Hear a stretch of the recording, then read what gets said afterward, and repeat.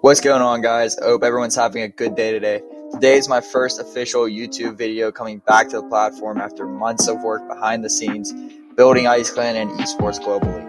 I honestly think the best way for me returning to YouTube and opening up with this video is addressing what's been happening in the last 10 months since the last videos that I have eventually taken down.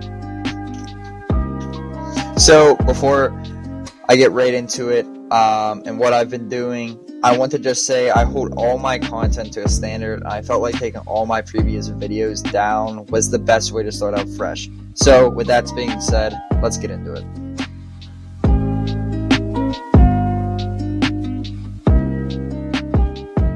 Alright guys, so since my last video and my absence on YouTube, I've been constructing Ice Clan to the organization with thousands of dollars of winnings and building esports globally to the multi-thousand follower event hosting platform it is today.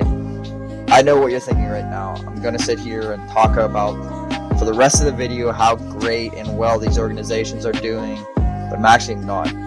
One of the reasons why I decided to come back to YouTube is to be able to kind of vent again on these problems not only I'm facing, but I know there are others out there that are facing similar problems as well. And YouTube is the kind of platform to be able to allow for you to connect to in that type of way. So what I'm going to be talking about for this first video is how even though you may see some guy with thousands of followers and a 5-digit winnings, doesn't mean everything is all good and fine. Not to say either Ice Clan or EGL are in any type of bad position because they're doing really good, but it's more about how it is for me and other staff members and what we go through that no one credits or sees. For example, we recently finished up EGL Rainbow Six Siege Season 1 and it went great, but it was nowhere close to a perfect show. We had many time-restricted venues like the viewing party where I asked my staff to do it in under 5 hours a day of, although it turned out to be a pretty nice stream to watch. The time before then and all the guys working behind the scenes like Legend and Alex really kind of go unnoticed.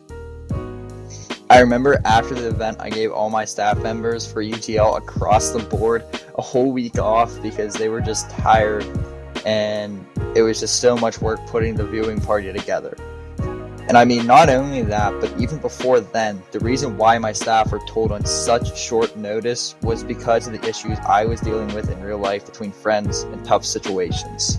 And even after all of that, and all the good comments we had with that specific event, there were still people out there and in chat saying all this stuff about not only myself, but the production and management of the event itself.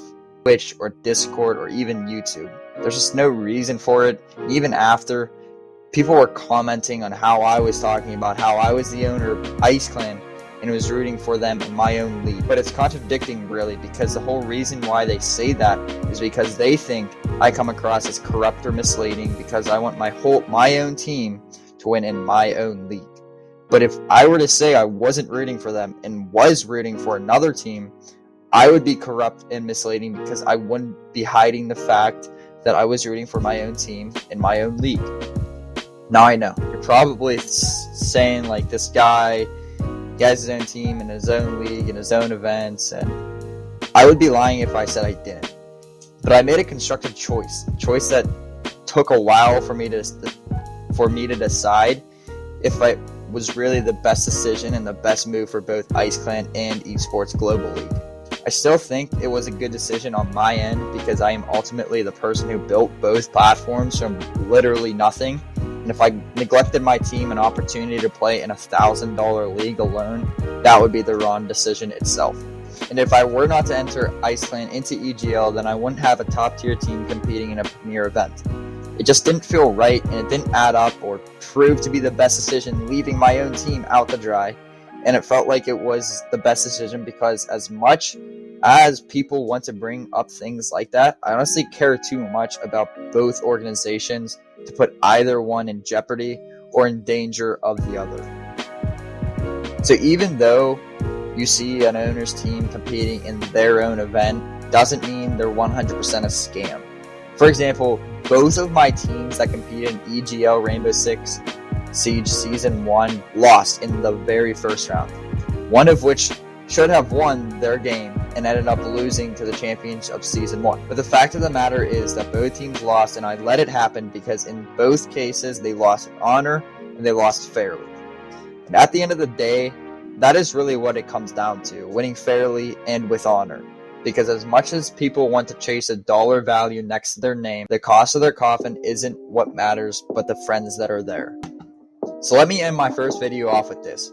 Please don't judge someone for something you personally haven't been through, or even have the experience of telling.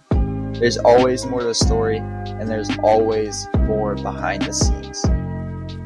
Hey guys, thanks for watching my first video on YouTube. Make sure to like, share, and subscribe with the bell to show some support. Comment down below what you think and to be shown in the next video for the top comment. I'm going to be doing a giveaway who follows those instructions by liking, sharing, subscribing with the bell, and commenting down below ice on top to be automatically entered into the free $30 gift card giveaway of your choice. One winner will be announced every 2 videos. Thanks again for all the support. You guys don't know how much it means to me. I hope I see you guys all in the next one. Peace out.